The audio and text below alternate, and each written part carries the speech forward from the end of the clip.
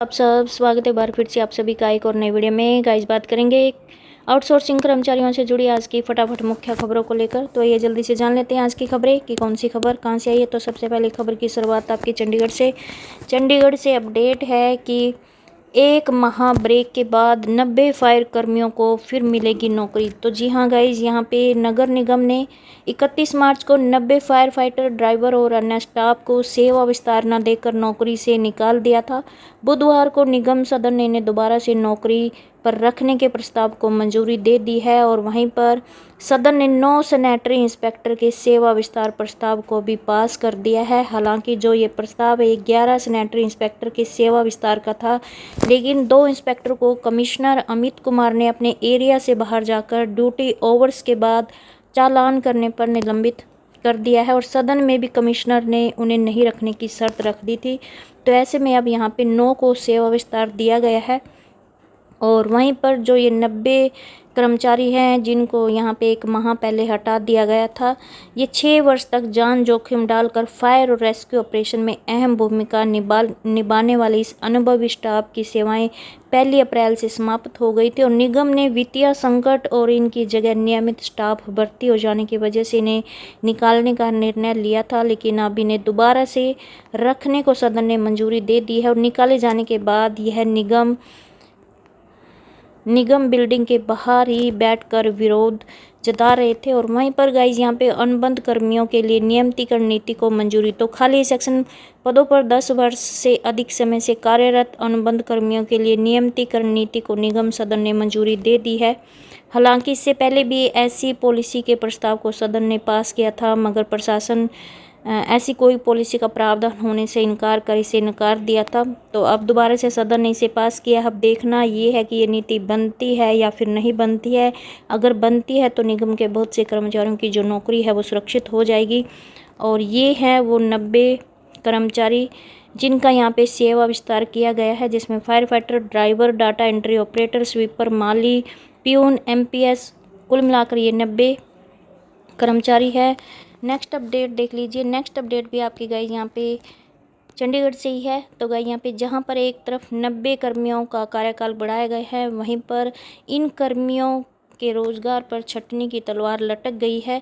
तो ट्यूबलों, बूस्टरों आदि पर काम करने वाले स्टाफ छटनी का हुआ विरोध, जिसका ये लगातार विरोध जता रहे हैं और कहा कि 3 ट्यूबलों को चलाने का जिम्मा एक कर्मी को देकर शेष स्टाफ को हटा दिया है। तो पार्षदों का कहना है कि एक आदमी 3 ट्यूबलों पर कैसे काम कर सकता है, कैसे इसकी सफाई करेगा। तो इस पर निगम आयुक्त ने साफ किया कि पैसे की कमी के चलते उक्त कदम उठाया गया है और निगम के पास अभी पैसे की तंगी जारी है, जिसके चलते यहाँ पे ट्यूबलों और बूस्टरों आदि पर काम करने वाले स्टाफ की छटनी की जा रही है, जिसका यहाँ पे विरोध किया जा रहा है।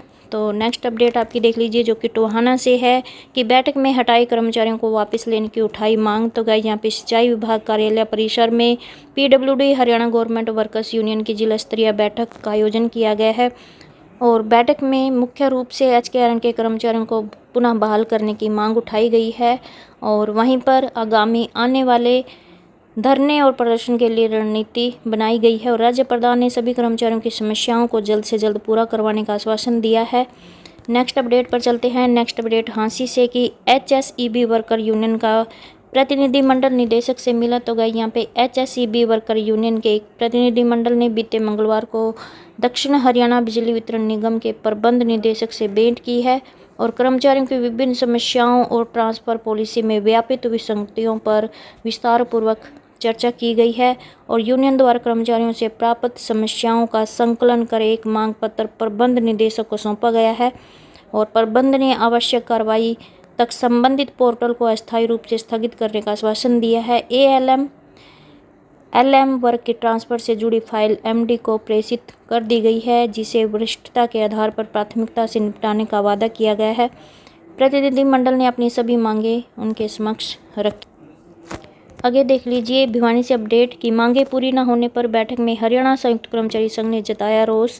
तो गाइस यहाँ पे भिवानी में Haryana government PWD mechanical workers union की राज्य कमेटी व जिला भिवानी चरखी दादरी की संयुक्त रूप से कार्यकारिणी की बैठक चिड़ियाघर रोड स्थित यूनियन कार्यालय में प्रदेशाध्यक्ष ईश्वर सिंह शर्मा की अध्यक्षता में हुई है और बैठक में पूरे प्रदेश में 17 मार्च से 3 अप्रैल तक हुए जिला स्तरीय रोष प्रदर्शनों की समीक्षा की गई है, जिसमें यहाँ पे बताया कि पूरे प्रदेश में जोरदार रोष प्रदर्शन हुए हैं और ऐसा लगता है कि कर्मचारी अपनी जायज़ मांगों के प्रति पूरी तरह से जागरूक है। और वहीं पर यदि सरकार संगठन से बातचीत करके कर्मचारियों की जायज़ मांगों का समाधान नहीं करती तो संगठन आगे रणनीति बनाकर सरकार से आर पार की लड़ाई लड़ेगा। और उन्होंने सरकार से मांग करते हुए कहा कि ब्लॉक 2020 से 2023 की बकाया एलटीसी का भुगतान किया जाए, 2018-19 में लगे कर्मचारियों की वरिष्ठता सूची बनाई जाए, हरियाणा कौशल रोजगार निगम के द्वारा लगे सभी कर्मचारियों को जॉब सिक्योरिटी दी जाए। नेक्स्ट अपडेट आपकी झज्जर भास्कर से देख लीजिए कि पीडब्ल्यूडी मैकेनिकल वर्कर्स यूनियन का धरना जारी। यूनियन ने 13 सूत्रीय मांग पत्र को जल्द पूरा न करने पर आंदोलन की दी चेतावनी। तो बहादुरगढ़ में गए यहाँ पे Haryana government PWD mechanical workers union branch IB civil Bahadurgarh में लगातार तीसरे दिन जारी रहा और धरने में पीडब्ल्यूडी मैकेनिकल वर्कर्स यूनियन के राज्य के उप प्रधान अफलातून जाखड़ ने कर्मचारियों की सुनवाई पर न होने पर साफ तौर पर चेताया कि ये धरना अभी जिले लेवल पर है। अगर कर्मचारियों की मांगों को जल्दी पूरा नहीं किया गया तो यह एक आंदोलन का रूप लेगा और कर्मचारियों की 13 सूत्रीय मांग पत्र में मुख्य रूप से कर्मचारियों की संख्या में बढ़ोतरी न होने तक धरना अनिश्चित काल के लिए लगातार चलता रहेगा। नेक्स्ट अपडेट आपकी शीर्षा भास्कर से कि बार बार तबादले से नाराज बिजली कर्मियों का 8वें दिन प्रदर्शन जारी।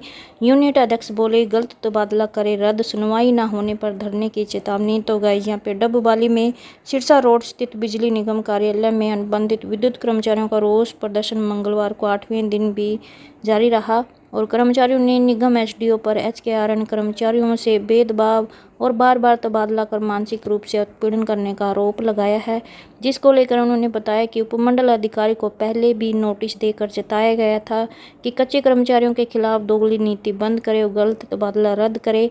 ऐसा न करने पर प्रदर्शन को धरने में बदला जाएगा। और जिला संगठनकर्ता जसवंत सिंह ने कहा कि अधिकारी को मौखिक और लिखित रूप से समझाया गया था, लेकिन उसने अड़ियल रवैया अपनाया और संघ की बात मानने से इनकार कर दिया है और कहा कि अधिकारी ने अपने चहेतों को बिना ऑफिस ऑर्डर के मनचाहे कंप्लेंट सेंटर दे दिए, जबकि अनुबंधित कर्मचारियों को परेशान किया जा रहा है।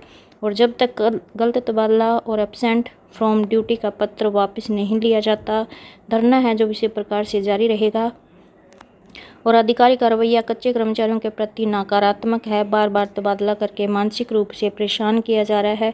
7 दिन से प्रदर्शन कर रहे कर्मचारियों की बात तक सुनी नहीं जा रही है, जिससे कर्मचारियों में भारी रोष है। नेक्स्ट अपडेट करनाल भास्कर से कि प्रधानमंत्री आवास योजना के लिए आए 1150 आवेदन, 49 लोगों ने दस्तावेज जमा कराए।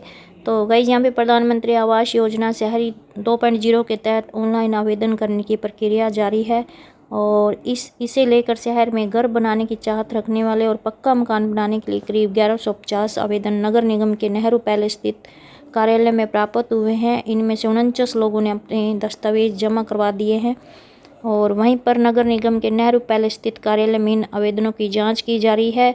जिन आवेदनकर्ताओं के दस्तावेज पूर्ण हैं उन्हें फ़ोन करके ऑफलाइन माध्यम से दस्तावेज जमा करवाए जा रहे हैं ताकि संबंधित फाइल को सत्यापन के लिए भेजा जा सके। और वहीं पर संबंधित वार्ड के कनिष्ठ अभियंता मौके पर जाकर देखेंगे कि उनके पास प्लॉट है या कच्चा मकान है और अधिकृत क्षेत्र में आता है या फिर नहीं आता है, इसकी जांच की जाएगी। अगर सब कुछ सही पाया जाता है तो उनकी जो फाइल है उनको सत्यापित करके डीपीआर तैयार करने के लिए शहरी स्थानीय निकाय निदेशालय को प्रेषित कर दी जाएगी। और वहीं पर बताया कि नगर निगम क्षेत्र से बाहर होने के कारण 172 लोगों के आवेदन रद्द कर दिए हैं और कहा कि पात्र व्यक्ति पोर्टल पर सही दस्तावेज और जानकारी अपलोड करे। आवेदन प्रक्रिया पूरी होने के बाद सरकार द्वारा डिटेल प्रोजेक्ट रिपोर्ट यानी कि विस्तृत परियोजना रिपोर्ट तैयार की जाएगी और वहीं पर डीपीआर प्राप्त होने के पश्चात नगर निगम की टीमें धरातल पर जाकर सत्यापन करेंगी और यदि आवेदन के समय दी गई जानकारी सत्यापन के दौरान गलत पाई जाती है तो उस स्थिति में संबंधित व्यक्ति के आवेदन को रद्द कर दिया जाएगा। तो ये थी आज की छोटी बड़ी अपडेट। आई होप आपको ये अपडेट अच्छी लगे। प्लीज़ चैनल को सब्सक्राइब और वीडियो को लाइक एंड शेयर करना ना भूलें। धन्यवाद।